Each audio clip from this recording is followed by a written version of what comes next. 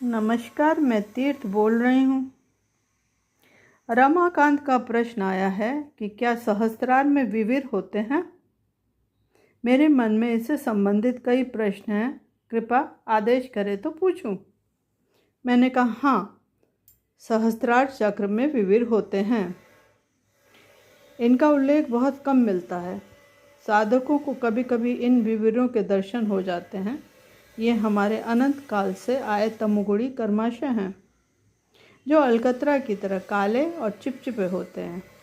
इनका समापन बहुत कठिन तप से होता है। यह सब कुछ अत्यंत ही गूढ़ बिंदु है और रहस्यमयी भी।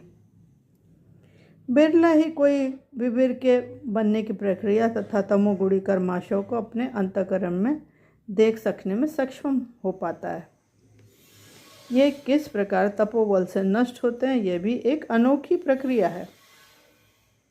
रमाकांत का प्रति प्रश्न आया, इन विवरों के बारे बनने की प्रक्रिया तथा समापन को स्पष्ट रूप से समझाने का कष्ट करें। क्या इन्हें देखने के लिए अंतःकरण का प्रकाशित होना आवश्यक है? हाँ, निश्चय ही अंतःकरण का प्रकाशित होना आवश्यक है। बिना प्रकाश के तुम कैसे देखोगे? जिस प्रकार बाहरी प्रकाश से हम चीज़ें देखते हैं, ठीक उसी प्रकार आंतरिक प्रकाश से सूक्ष्मतम संरचनाएं दृष्टिगोचर होती हैं। आंतरिक सूक्ष्म रूप का ही विस्तार तो स्थूल जगत है। अब ध्यान से सुनो जो मैं कहती हूँ।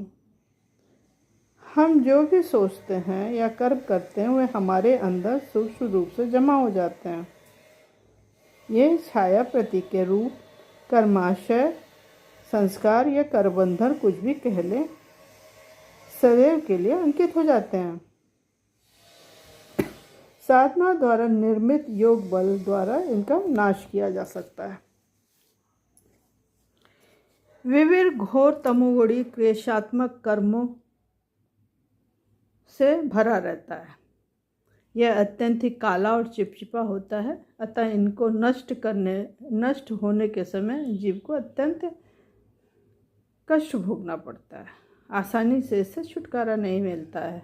इसे जीव जन्म जन्मांतरों से एकत्रित करता आ रहा है।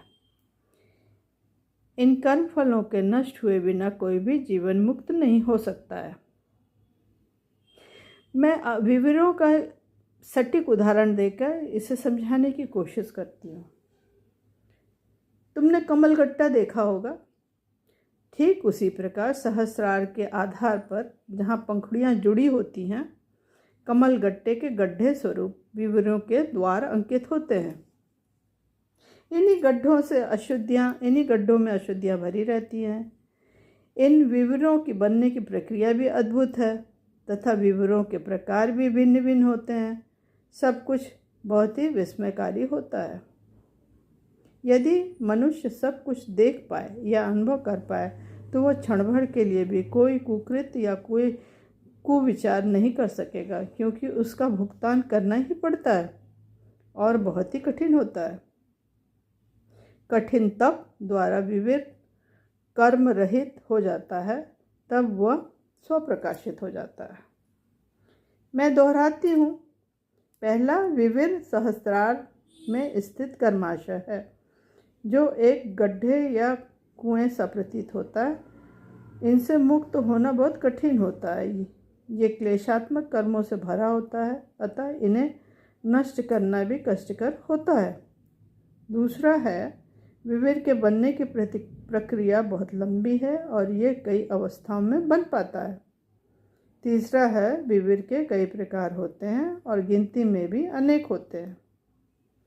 ठीक है, फिर मिलेंगे। धन्यवाद।